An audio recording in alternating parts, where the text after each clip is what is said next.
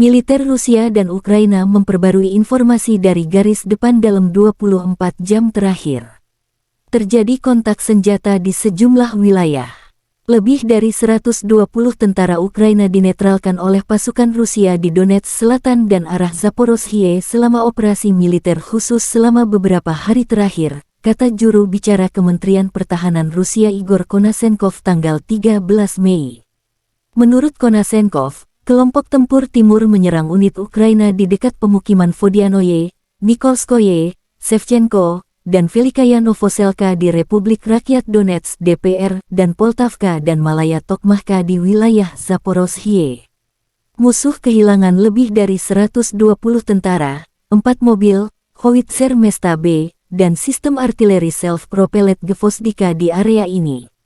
Sebuah kelompok sabotase dan pengintaian Ukraina dinetralkan di dekat pemukiman Slatkoye di Zaporozhye, kata Igor. Juru bicara Kemenhan Rusia Letjen Igor Konasenkov tanggal 14 Mei melansir secara total, Angkatan Bersenjata Ukraina kehilangan 425 jet tempur, 231 helikopter, 4.135 kendaraan udara tak berawak.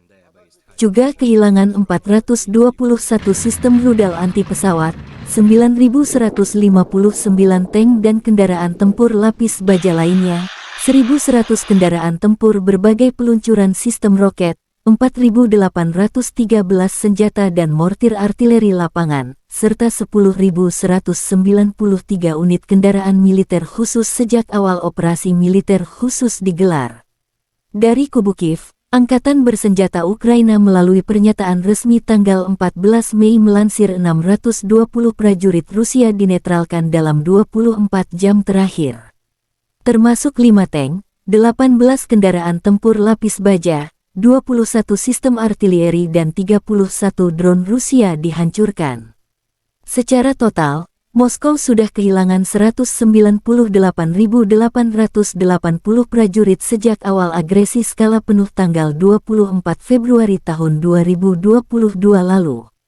Presiden Ukraina Volodymyr Zelensky berkunjung ke Berlin, Jerman untuk meminta dukungan melawan Rusia setelah mengunjungi Roma, Italia.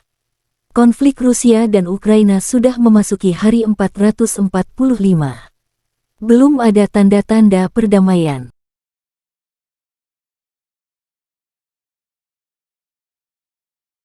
Terima kasih sudah nonton. Jangan lupa like, subscribe, dan share ya.